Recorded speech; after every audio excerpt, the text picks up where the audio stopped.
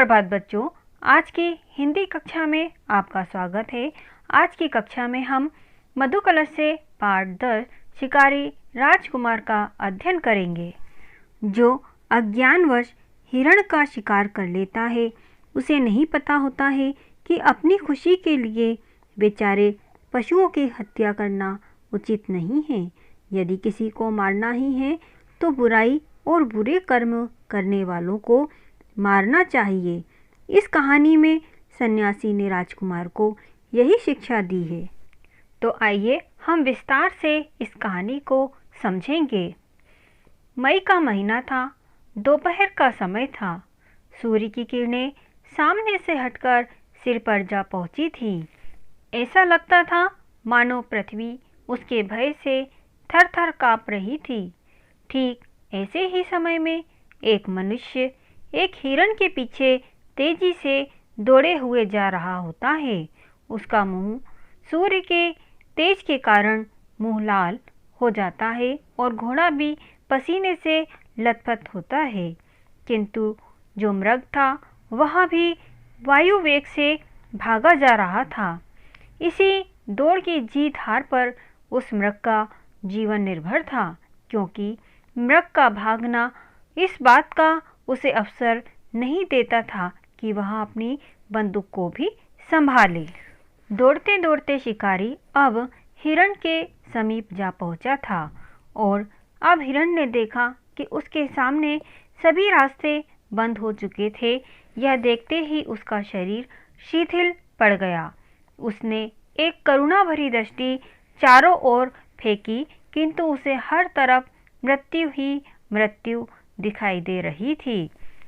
अब अश्वारोही ने मौका देखते ही अपनी बंदूक निकाली और उस मृग पर गोली दाग दी। अब हिरण भूमि पर लौट गया। मृग पृथ्वी पर पड़ा तड़प रहा था और अश्वारोही की आंखों से प्रसन्नता की ज्योति निकल रही थी, क्योंकि वह अब खुश हो रहा था। इतने में ही अचानक उसने अपने सामने एक सन्यासी को खड़ा पाया। मृग को देखकर उस सन्यासी ने कहा, राजकुमार, तुम्हें आज बहुत ही अच्छा शिकार हाथ लगा है। इतना बड़ा मृग इस सीमा में कभी कभी ही दिखाई देता है। सन्यासी की बात सुनते ही राजकुमार अचंभे में पड़ गया। उसे लगा कि साधु उसे पहचानता है। सन्यासी ने दयापूर्वक कहा कि निसंदेह तुम थक गए होगे। तुम्हें बहुत ही दुख उठाना पड़ा है।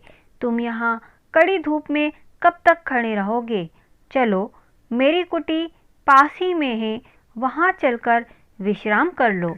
सन्यासी ने मृग को अपने कंधे पर उठा लिया और वह चलने लगा और राजकुमार भी उसके पीछे पीछे चल दिया। राजकुमार ने सन्यासी की कुटी देखी। वह हरे भरे वृक्षों के बीच में थी। शीतल मन सुगंधित वायु चारों ओर चल रही थी।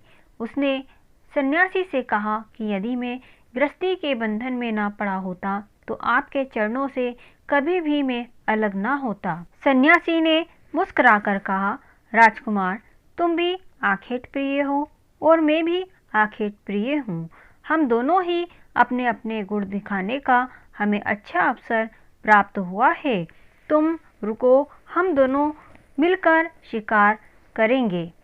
सन्यासी महात्मा शिकार खेलते हैं, यह सोचकर राजकुमार को हैरानी हुई और उसने सन्यासी का आतिथ्य स्वीकार कर लिया और उन्हें धन्यवाद दिया।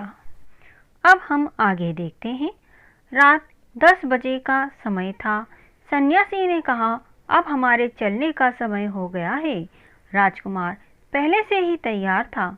दोनों शिकारी नदी के तट पर नालों और रेत के टीलों को पार करते चुपचाप चले जा रहे थे। कोई 1 घंटा चलने के बाद वे एक ऐसे स्थान पर पहुँचे जहाँ एक ऊंचे टीले पर घने वृक्षों के नीचे आग जल रही थी। एक बड़े छायादार वृक्ष के नीचे अस्त्र शस्त्र से सुसज्जित 10-12 मनुष्य चरस पी रहे थे। राजकुमार ने पूछा, क्या ये लोग शिकारी हैं? सन्यासी ने धीरे से कहा, बड़े शिकारी हैं, ये राह चलते यात्रियों का शिकार करते हैं। ये बड़े भयानक पशु हैं। इनके अत्याचारों से गांव के गांव बर्बाद हो गए हैं। इन्होंने जितनों को मारा है उसका हिसाब परमात्मा ही जानता है। यदि आपको शिकार करना हो तो इनका शिकार कीजिए। ये ही पशु हैं जिन पर शस्त्रों का प्रहार करना उचित होगा। राजकुमार के जी में आया कि वह एक दो को मार डाले, किंतु सन्यासी ने रोका और कहा, इन्हें छेड़ना ठीक नहीं है। आगे चलो, संभव है इससे अच्छे शिकार हाथ आ जाएं। अब इन लोगों ने नदी का किनारा छोड़ दिया था। जंगल भी पीछे रह गया था। सामने एक कच्ची सड़क दिखाई दे रही थी और वहाँ बस्ती भी थी। सन्यासी राजकुमार से बोले, आओ इस मौलसिरी के वृक्ष पर बैठें, परंतु देखो, बोलना मत। यहाँ एक भयानक जीव रहता है जिसने अनगिनत जीवों का वध किया है। राजकुमार ने अपनी बंदूक संभाल ली और शिकार की बाट देखने लगा। रात अधिक हो चुकी थी। एकाएक सामने कुछ हलचल मालूम हुई और कमरे के द्वार खुल गए। कमरे के हर कोने में सुख की सभी सामग्री दिखाई दे रही थी और वहाँ कोई हष्ट-पुष्ट मनुष्य गले में रेशमी चादर डाले, माथे पर तिलक लगाए, गद्दी के सहारे बैठा था। उसके सामने नर्तकियों के दल थे जो कि नाच रहे थे। संगीत चल रहा था और साथ ही मद्यपान भी चल रहा था। राजकुमार ने चकित होकर पूछा, यह तो कोई बहुत बड़ा रईस जान पड़ता है। सन्यासी ने उत्तर दिया, नहीं, ये रईस नहीं है, एक बड़े मंदिर का महंत है। नाम के लिए संसार का त्याग कर चुका है। सीधे साधे मनुष्य इन पर विश्वास करते हैं। ऐसे रंगे सियारों से संसार को मुक्त कराना आपका परम धर्म है। यदि आप शिकार करना चाहते हैं तो इनका कीजिए। इससे आपकी प्रजा का हित होगा तथा आपका नाम और यश भी फैलेगा। अब दोनों शिकारी नीचे उतरे। राजकुमार को इन शिकारों में सच्चे उपदेश का सुख प्राप्त हो रहा था। दोनों ही अब आगे बढ़े। उन्होंने एक ऐसी बस्ती में प्रवेश किया जहाँ की सड़कों को देखकर मालूम होता था कि कोई बड़ा नगर है।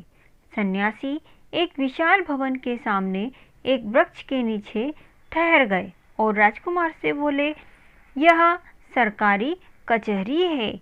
यहाँ राज्य का एक बड़ा कर्मचारी रहता है जिसे सूबेदार कहते हैं। यहाँ की न्यायप्रियता द्रव्य पर निर्भर है। धनवान दरिद्रों को पैरों तले कुचल देते हैं। यही बातें हो रही थी कि सामने दो आदमी दिखाई दिए। दोनों शिकारी वृक्ष की ओट में छिप गए। सन्यासी ने कहा, शायद सूबेदार साहब कोई मामला तय कर रहे हैं।